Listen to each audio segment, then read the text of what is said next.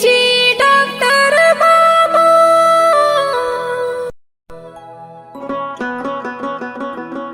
धोकन छू के देख मोर नारीला सूजी लगा दे तेरा मसन के छोड़ दे मोर बीमारी है।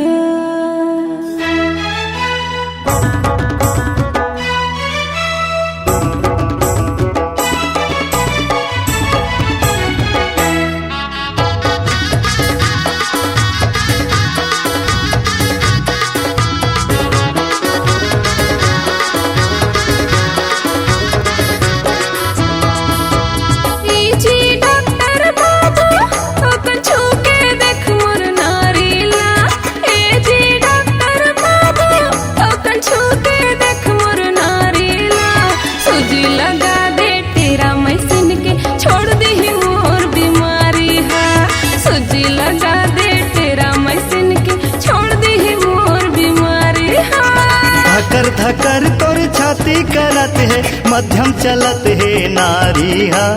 धकर धकर तोर छाती करत है मध्यम चलत है नारी हा।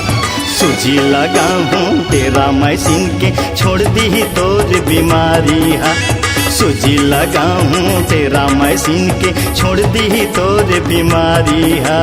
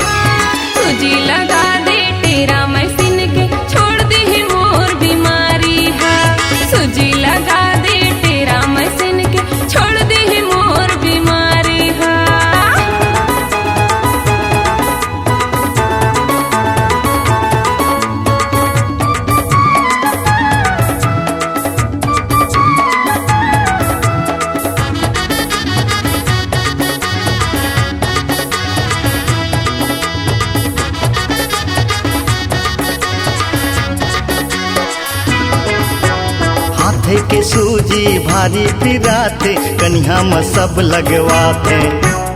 आखी लमुंद बेगम नहीं पावे तीनों लोग दिख जाते।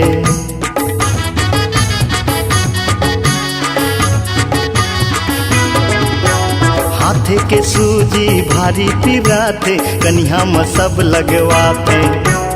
आखी लमुंद बेगम नहीं पावे तीनों लोग दिख जाते।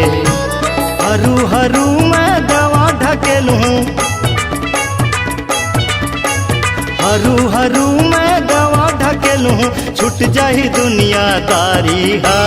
सूजी लगाऊं तेरा मशीन के छोड़ दी तोर बीमारी हा।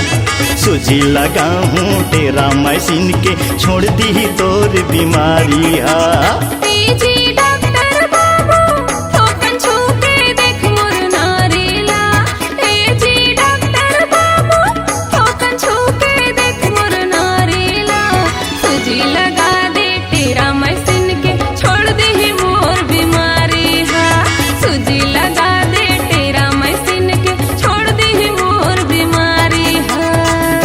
धकर तोर छाती करत है मध्यम चलत है नारी हा। धकर धकर तोर छाती करत है मध्यम चलत है नारी हा। सूजी लगाऊं तेरा मशीन के छोड़ दी तोर बीमारी हा। सूजी लगाऊं तेरा मशीन के छोड़ दी तोर बीमारी हा। सूजी लगा दे तेरा मशीन के छोड़ दे मोर बीमारी है। सूजी लगाऊं तेरा मशीन के छोड़ दी तोर बीमारी हा। सूजी लगा दे